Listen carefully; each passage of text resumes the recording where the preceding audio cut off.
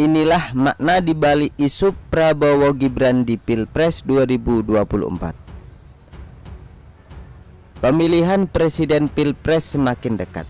Sampai saat ini sudah muncul 3 kandidat kuat capres, yaitu Prabowo Subianto, Ganjar Pranowo, dan Anies Baswedan.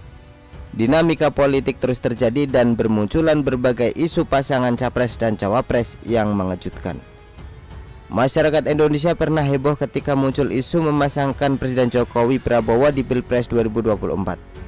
Presiden Jokowi sudah 2 periode menjabat sebagai Presiden RI, sehingga isu ini seolah ingin memaksa amandemen konstitusi yang mengubah masa jabatan presiden. Kini isu tersebut sudah menghilang, jarang orang mengungkitnya lagi. Presiden Jokowi pun dalam berbagai kesempatan sudah menyampaikan jika dirinya patuh dan taat terhadap konstitusi. Artinya, Presiden Jokowi hanya akan menjabat sebagai presiden 2 periode saja. Berbagai pihak terus berusaha memasang-masangkan para tokoh nasional, Prabowo Ganjar, Ganjar Prabowo, Anies AHY, Ganjar Erick Thohir, Ganjar Mahfud MD, Prabowo Caimin, dan lain sebagainya. Semua itu hanya isu dan pendapat beberapa orang ingin menjodohkan mereka, padahal yang dijodohkan pun punya pemikiran sendiri. Beberapa waktu lalu tersiar kabar yang menghebohkan. Prabowo Subianto disambut oleh relawan Presiden Jokowi di Solo dan didampingi oleh Gibran Rakabuming. Kejadian ini heboh karena seolah Presiden Jokowi telah mendukung Prabowo jadi capres. Padahal Presiden Jokowi kader PDI Perjuangan yang seharusnya mendukung Ganjar Pranowo.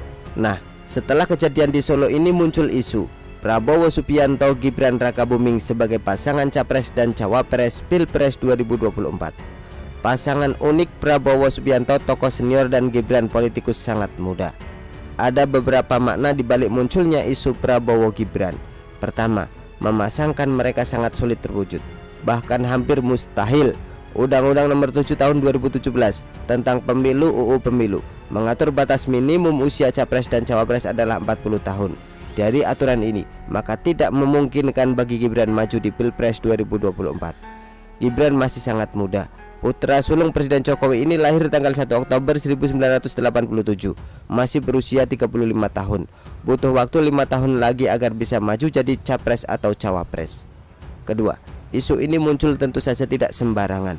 Pencetus isu ini mungkin sudah berpikir jika Gibran sudah cocok jadi pemimpin nasional, padahal usianya masih sangat muda dan tidak mempunyai partai seperti halnya Prabowo Subianto, AHY, Zulhas, Caimin, dan lain-lain.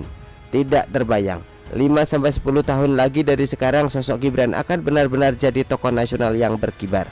Elektabilitas Gibran akan terus naik karena putra Presiden Jokowi. Karakter kepemimpinannya yang unik, masih muda dan jadi media darling.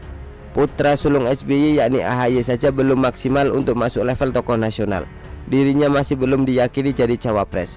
Faktanya, Anies sampai saat ini belum memilih siapa cawapresnya, padahal di internal koalisi ada AHY. Bukan tidak mungkin Gibran akan menjelma jadi the next Presiden Jokowi di masa mendatang. Gibran berpotensi bertarung secara politik dengan AHY dan tokoh muda lainnya. Bahkan jika Prabowo masih nyapres di tahun 2029, mungkin akan berhadapan dengan Gibran. Begitulah kura-kura. Artikel diambil dari syur.com, ditulis oleh Adin. Bagaimana menurut Anda?